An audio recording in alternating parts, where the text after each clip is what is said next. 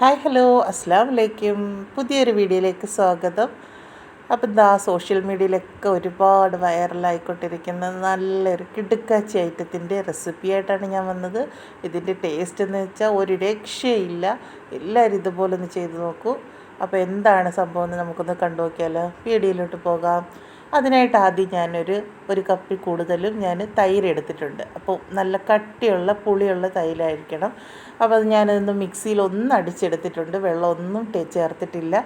നല്ല കട്ടിയിൽ വേണം ഈ ഒരു തൈര് കിട്ടാനായിട്ട്. അതിന് ഞാനൊരു ബൗളിലേക്ക് ഒഴിച്ചു കൊടുത്തിട്ടുണ്ട്. ഇനി അതിലേക്ക് നമുക്ക് ആവശ്യമായിട്ട് ഗ്രേറ്റ് ചെയ്ത ക്യാരറ്റാണ്. ഇതൊരു ക്യാരറ്റാണ് ഞാൻ എടുത്തിരിക്കുന്നത്. അത് ഇതുപോലൊന്ന് ഗ്രേറ്റ് ചെയ്തെടുത്തിട്ടുണ്ട്. അതിനെ അതിലേക്കൊന്ന് ഇട്ട് കൊടുക്കാം. അതിന് ശേഷം നമുക്ക് അതിലേക്ക് ഒരു 2 പച്ചമുളകും കൂടെ ഇട്ട് കൊടുക്കാം.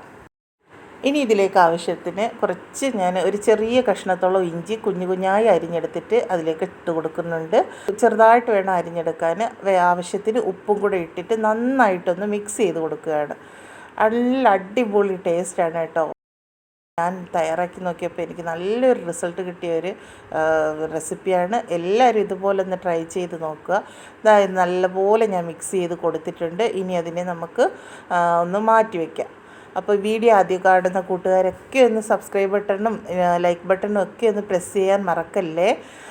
അതിനുശേഷം ഞാനൊരു പാൻ അടുപ്പിൽ വെച്ച് കൊടുത്തിട്ടുണ്ട്. അതിലേക്ക് കുറച്ച് വെളിച്ചെണ്ണ ഒഴിച്ച് കൊടുക്കുകയാണ്. വെളിച്ചെണ്ണ എല്ലാം ഒന്ന് ചൂടായി കഴിഞ്ഞപ്പോഴേക്കും അതിലേക്ക് കുറച്ച് കടുക് ഇട്ട് കൊടുക്കാം. കടുക് നല്ല പോലെ ഒന്ന് പൊട്ടി വരട്ടെ. അതിനുശേഷം അതിലേക്ക് ചെറുതായിട്ട് അരിഞ്ഞു വെച്ചിരിക്കുന്ന സവാളയാണ് ഇട്ട് കൊടുക്കുന്നത്. സവാള ഇല്ലാന്നുണ്ടെങ്കിൽ ചെറിയ ഉള്ളി ആയിരുന്നാലും മതിയാകും. ചെറിയ ഉള്ളിയാണ് ഏറ്റവും കൂടുതൽ ടേസ്റ്റ്.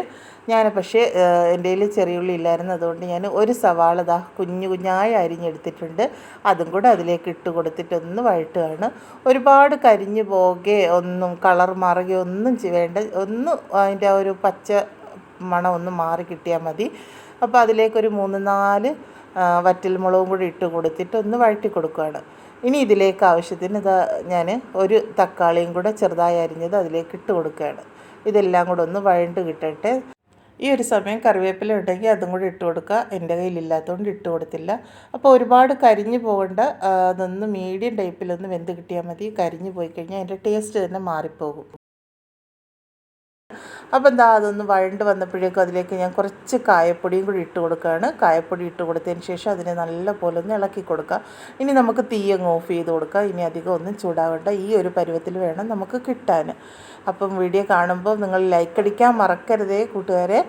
അതിനുശേഷം നമ്മൾ നേരത്തെ തയ്യാറാക്കി വെച്ചിരിക്കുന്ന ആ തൈരിലേക്ക് ഇതങ്ങ് ഇട്ട് കൊടുക്കുകയാണ്.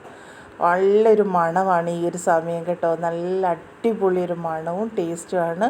വളരെ സിമ്പിളായിട്ട് നമ്മുടെ വീട്ടിലുള്ള കുറച്ച് ചേരുവകൾ കൊണ്ട് പെട്ടെന്ന് തയ്യാറാക്കി എടുക്കാൻ പറ്റിയ നല്ലൊരു കറിയാണ്. വെറും 5 മിനിറ്റ് കൊണ്ട് നമുക്ക് പെട്ടെന്ന് തയ്യാറാക്കി എടുക്കാൻ പറ്റിയ നല്ലൊരു ഡിഷാണ്. വിരുന്നുകാരെ ഞെട്ടിക്കാൻ പറ്റിയ അടിപൊളി ഒരു കറിയാണ്. ചോറിൻ്റെ കൂടെയും ചപ്പാത്തിയുടെ കൂടെയും ദോശയുടെ കൂടെയൊക്കെ കഴിക്കാൻ പറ്റിയ നല്ലൊരു കറിയാണ്. എല്ലാവരും ഇതുപോലൊന്ന് ഉണ്ടാക്കി നോക്കൂ. അടിപൊളി ടേസ്റ്റാണ്. അപ്പോൾ എൻ്റെ ഈ വീഡിയോ ഇഷ്ടപ്പെട്ടെന്ന് കരുതുന്നു. ഇഷ്ടപ്പെട്ടാൽ ലൈക്ക് അടിക്കാനും സബ്സ്ക്രൈബ് ചെയ്യാനും ഒന്നും ആരും മറക്കരുതേ. പുതിയ മറ്റൊരു വീഡിയോ ആയിട്ട് വരുന്നത് വരെ എല്ലാ കൂട്ടുകാർക്കും താങ്ക് യു ഫോർ വാച്ചിങ്.